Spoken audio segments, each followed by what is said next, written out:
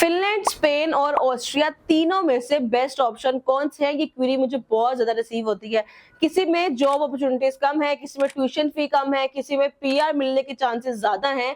तो सारी detail in तीनों कंट्रीज की मैं आपको बताने जा रही हूँ और फिर आपने खुद डिसाइड करना है कि आप कहाँ जाना चाहते हैं और क्या चीज आपके लिए अफोर्डेबल है। फिनलैंड में आपको 6,000 से लेकर 18,000 यूरो जो है वो पर ईयर फीस अदा करनी पड़ती है और स्पेन में आपको 5,000 से लेकर 10,000 यूरो जो है वो ईयरली अदा करने पड़ते हैं और जो ऑस्ट्रिया है वहां पे आपको 727 यूरो पर सेमेस्टर देना होता है। अच्छा, फिनलैंड में आपको आइल्स चाहिए ही चाहिए और स्पेन और ऑस्ट्रिया में बगैर आइल्स के भी आपको काफी हद तक ऑप्शन जो है वो मिल जाते हैं। तीनों कंट्रीज में पार्ट टाइम वर्क अलाउ होता है और स्पेन में आपको 1 ईयर का पोस्ट स्टडी वर्क परमिट मिलता है और जो फिनलैंड और ऑस्ट्रिया है उसका आपको 2 ईयर का पोस्ट स्टडी वर्क परमिट मिलता है।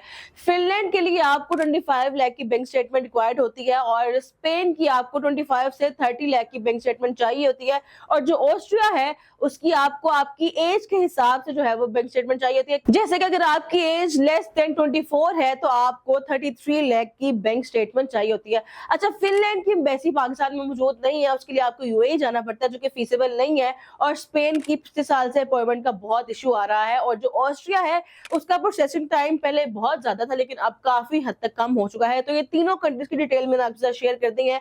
अब आपने देखना है कि क्या अफोर्डेबिलिटी है आपकी, कहां आप जाना चाहते हैं और अगर किसी भी तरह की गाइडेंस या कोई भी कंसल्टेंसी आप हासिल करना चाहते हैं तो आप हमसे राब्ता कर सकते हैं। हमारी टीम आपको हर स्टेप पे गाइड करेगी। उसके लिए आप नीचे दिए गए नंबर पर हमसे राब्ता कर सकते हैं।